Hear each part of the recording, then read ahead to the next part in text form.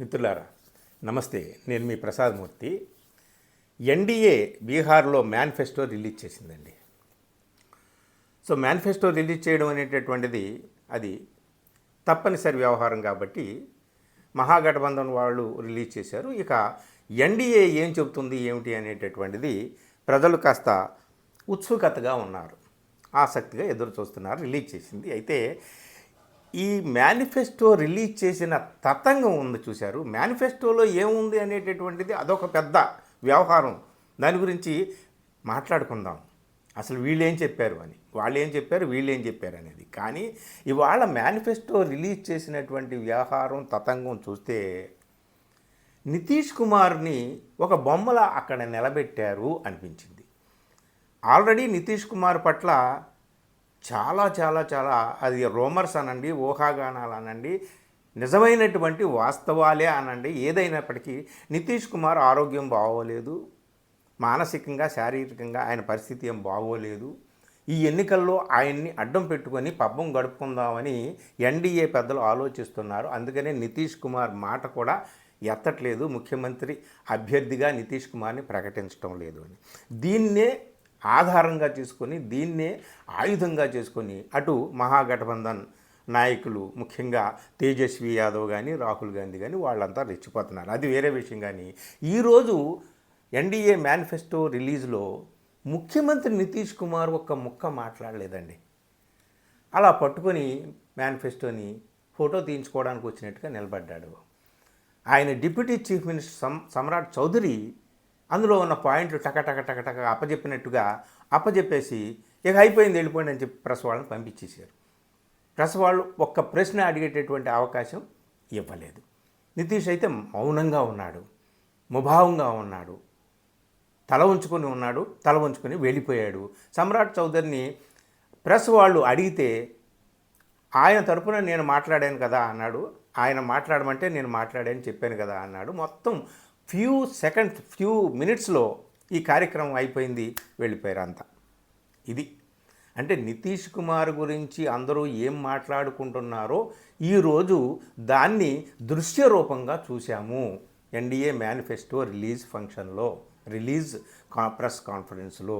ఇది first point. ఇకపోతే ఆ మేనిఫెస్టోలో ఏముంది అంటే మహాగఠబంధన్ వాళ్ళు దేని మీద ఎక్కుపెట్టారు? ఉద్యోగాల అవకాశం లేక పొట్ట చేత్తో పట్టుకొని బీహారీలందరూ ఎక్కడికో వెళ్ళిపోతున్నారు. ఈ 20 ఏళ్లలో బీహార్ని ఒక వలస రాజ్యంగా మార్చేశారు, వలసలు పోయేటటువంటి పరిస్థితి తీసుకొచ్చారు. అలాంటి పరిస్థితిని మేము నిరోధిస్తాము, కుటుంబానికి ఒక ఉద్యోగం వచ్చేటట్టుగా మేము చూస్తాము, మహిళల సాధికారత కోసం కృషి చేస్తాము, పరిశ్రమలు భారీ పరిశ్రమలు నెలకొల్పుతాము, వ్యవసాయాన్ని అభివృద్ధి చేస్తాము, రైతన్న వెన్నుముకను నిటారుగా నిలబెడతాము, అలాగే స్కిల్ డెవలప్మెంట్ సెంటర్సు, అలాగే ఉన్నత స్థాయి ప్రమాణాలతో కూడినటువంటి విశ్వవిద్యాలయాలు, దేనికి లోటు లేకుండా స్వావలంబనతో కూడిన స్వయం ప్రతిపత్తితో కూడిన సొంత కాళ్ల మీద నిలబడే ఒక నయా బీహార్ని మేము నిర్మిస్తామని చెప్పి కదా వాళ్ళు కాన్సన్ట్రేట్ చేశారు. ఎవరు? మహాగఠబంధన్ వాళ్ళు, తేజస్వి యాదవ్ కానీ, రాహుల్ గాంధీ కానీ దీని మీదే ఎక్కువగా మాట్లాడుతున్నారు కదా ఎన్నికల ప్రచార సభల్లో కూడా. సో వాళ్ళు చేసినటువంటి వాగ్దానాలకి ఇంకొక 100 సేమ్ అవే ఉద్యోగాల రూపకల్పన విషయం, దాన్నే తీసుకొని, పరిశ్రమలను తీసుకొని, వ్యవసాయాన్ని తీసుకొని వాటికే ఇంకొక 10 పాయింట్లు యాడ్ చేసేసి వీళ్ళు మేనిఫెస్టో రిలీజ్ చేసేసారండి.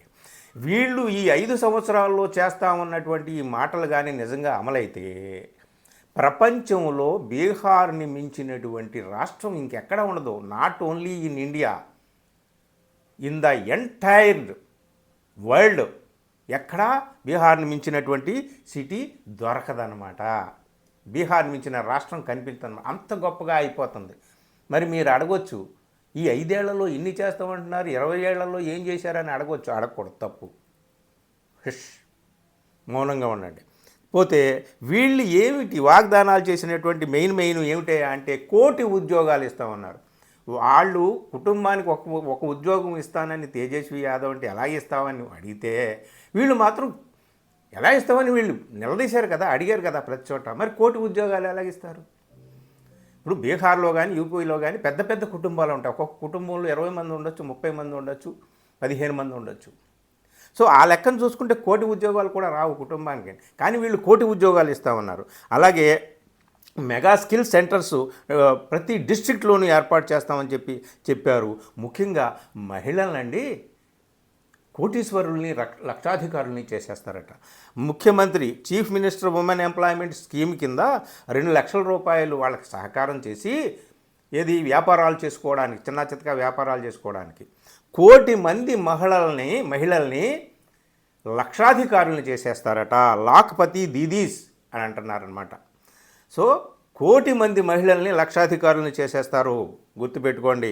ఇక ఇన్ఫ్రాస్ట్రక్చర్ విషయానికి వస్తే మొత్తానికి 7 కొత్త ఎక్స్ప్రెస్ వేస్ నిర్మిస్తారట. అలాగే 4 నగరాల్లో మెట్రో సర్వీసెస్, అలాగే 7 ఇంటర్నేషనల్ ఎయిర్పోర్ట్సు, ప్రతి డిస్ట్రిక్ట్కి అలాగే medical colleges, world class Medicity, అలాగే ఇండస్ట్రియల్ పార్క్స్.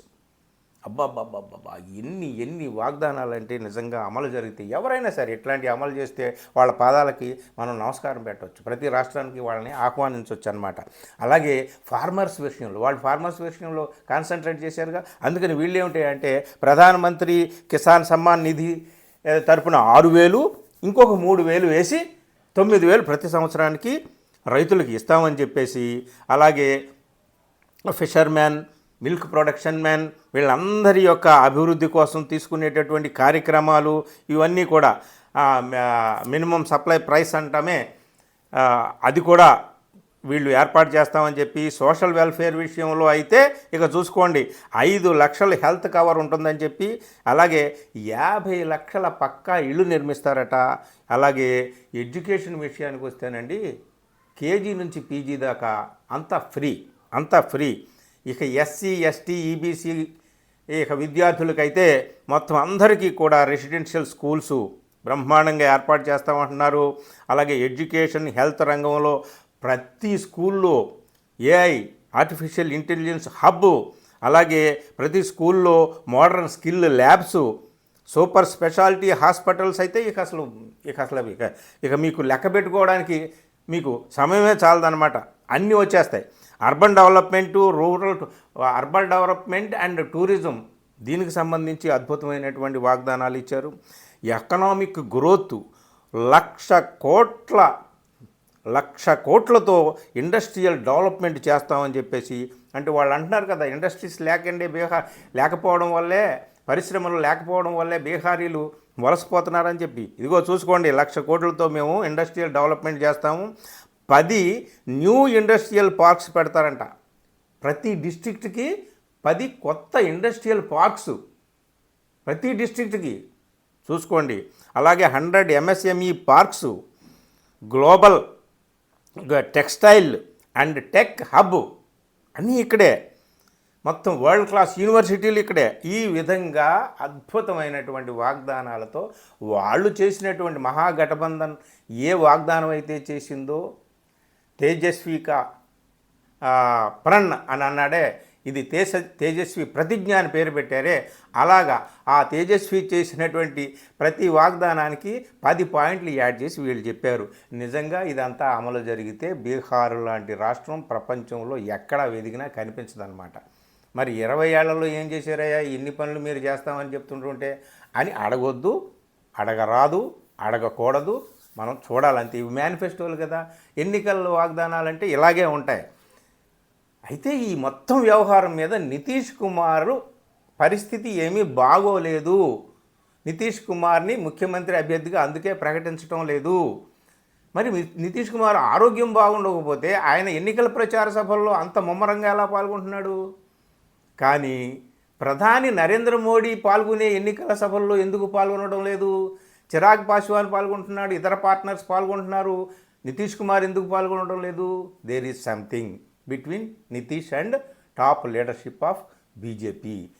ఏదో ఉంది అనేటటువంటి విషయం ఇవాళ తెల్లమైపోయిందండి. పాపం ఇవాళ ఆ ప్రెస్ కాన్ఫరెన్స్లో, మేనిఫెస్టో రిలీజ్ ప్రెస్ కాన్ఫరెన్స్లో అలాగా నితీష్ని చూస్తే జాలి కలుగుతుంది. కానీ ఇక ఏం చేస్తాము, ఎవరికైనా ఒక టైం వస్తుంది అంతే, అందరూ అనుకున్నట్టుగానే.